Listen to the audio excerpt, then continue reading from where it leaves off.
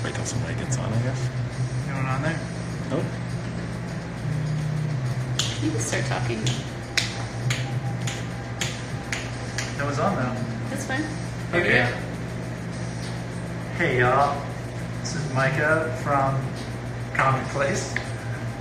Today, since a lot of people are locked in their homes or unwilling to leave their homes, I'm going to give a rundown of how to make an Aeropress.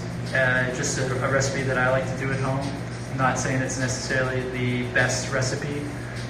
It's just what I prefer. So yeah, let's get started.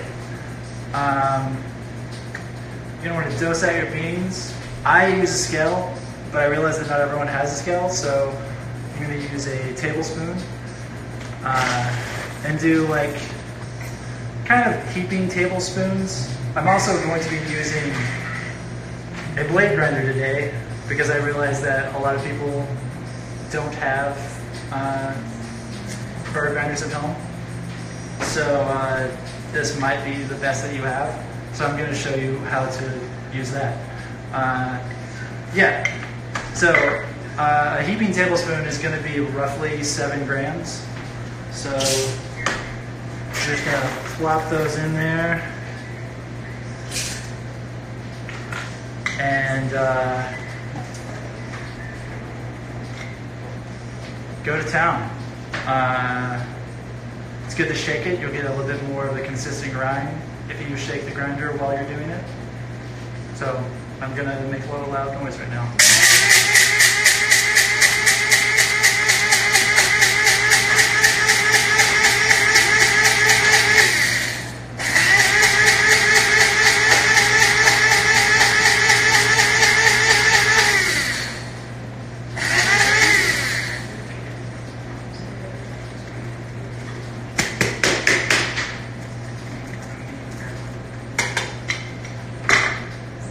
Okay, I should go ahead and say this.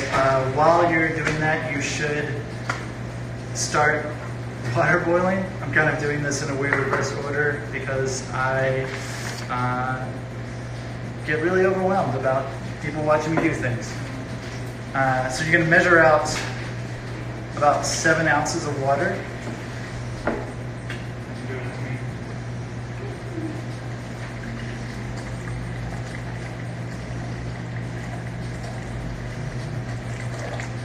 I can't really see the other side, so. It's a little over 8. Over 8? Alright, whatever. From there, you're gonna throw it in your pot, get it boiling. Once it's boiling, take your lid off, turn it off, let it sit for about 30 seconds off boil.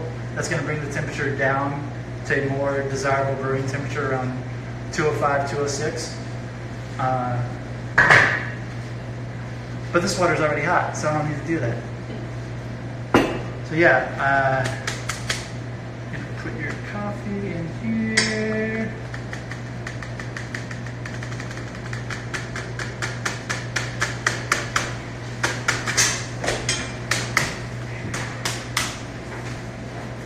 You hear a lot of people in the background of this room whispering, so.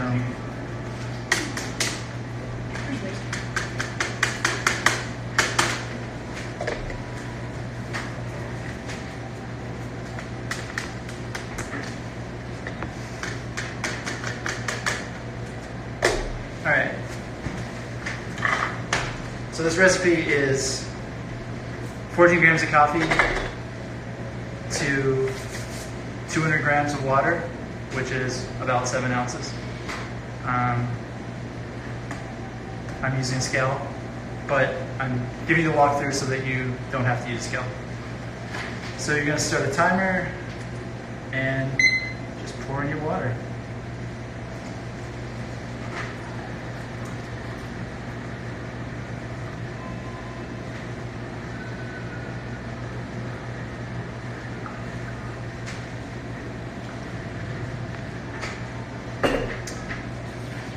So if you don't have a scale, then the line is going to be like right in the center of the 3. Once it's in there, and you start your timer, give it a couple of good stirs to submerge any ground that's sitting on top. And then plunger on top to keep it from passing through. And then we're going to let that ride for about a minute.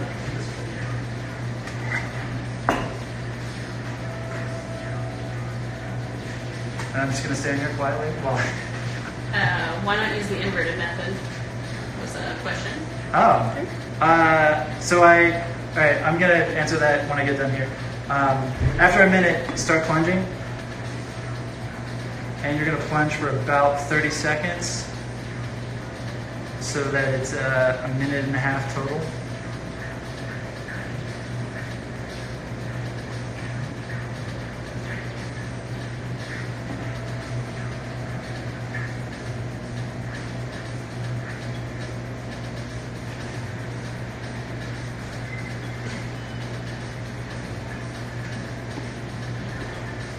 All right, I might have gotten a little finer on the grind than I wanted to. I'm going to be honest here.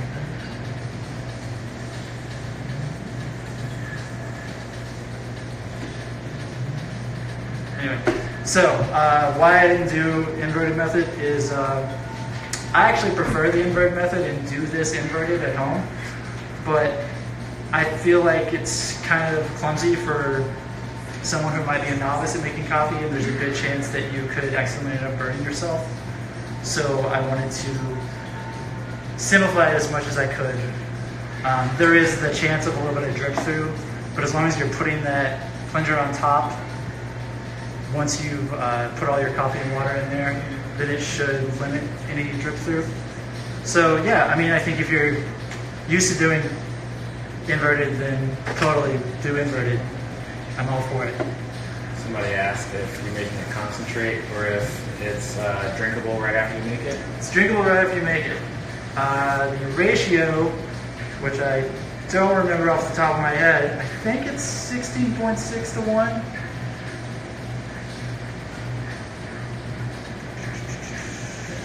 No, way off. It's 14 to 1. So it's a little bit stronger cup of coffee. So I guess you could add extra water to it if you want. This is just the way I've always done it. This is actually a recipe that I kind of stole from Tim Winkelvold. He's got some videos where I'm sure he does a much better job of explaining it.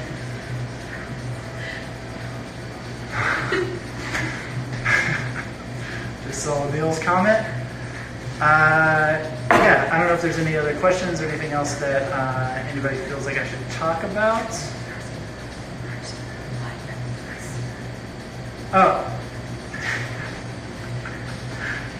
My producer has told me to tell people why I'm using an Aeropress. Basically, the reason why I decided to use an Aeropress today is, one, we sell them.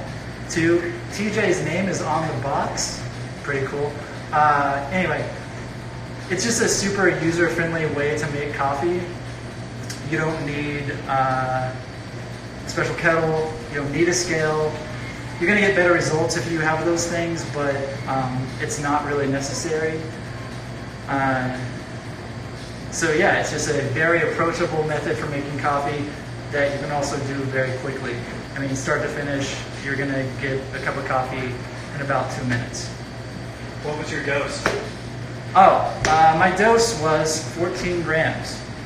So the tablespoon is going to hold about 7 grams.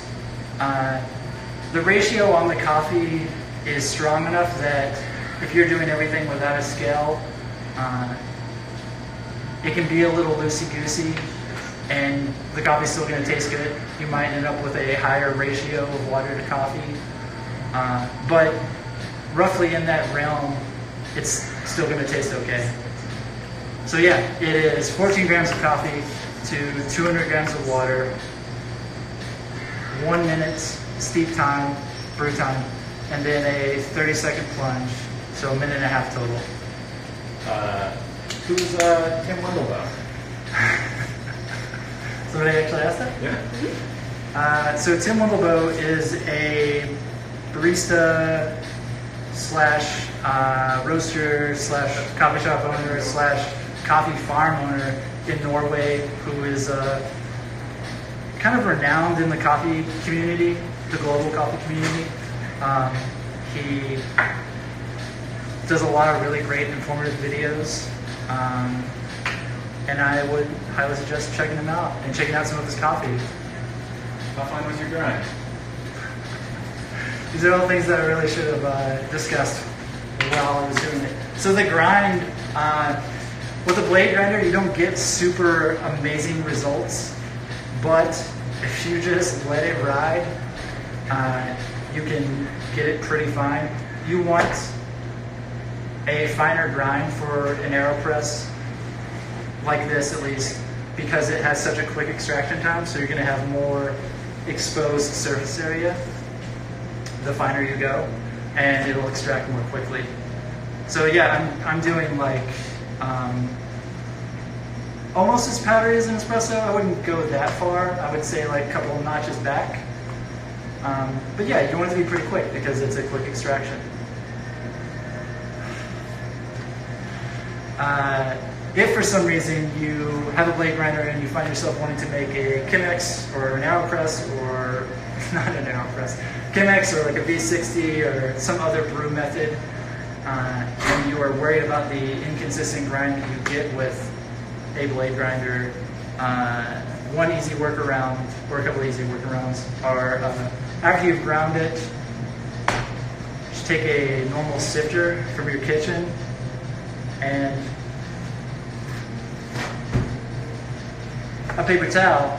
You would put your coffee in, shake it, and it's going to separate all the larger boulders that are in the coffee up top. And then down on the paper towel, you want to spread that around, and that's going to catch all the fines. So from there, you just dump that in. Probably going to want to dose out more than you need because obviously it's going to retain a lot of boulders and a lot of fines. But you're going to get a much more consistent grind that way. I don't know if there's any other questions.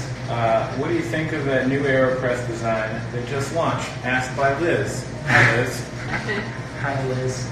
I don't know. I think it's cool. Kind of a funny question to ask. I'm not sure how different it is or how necessary it is if you already own an Aeropress, but it's nice that it's smaller and fits inside a cup for people that make a lot of coffee when they're traveling. Any other questions from the audience? That's all we have today. Okay, cool. Well, thanks for tuning in. Hit us up if you have any more questions for brewing. I'm happy to answer any of them or come up with any sort of alternate brew methods for people. And if you find yourself needing Aeropresses or Aeropress filters, we sell them at our Mexican War Streets and Squirrel Hill locations. And I think we're working on maybe doing some sort of in-the-city delivery for them. So, yeah. Thanks, y'all. Bye.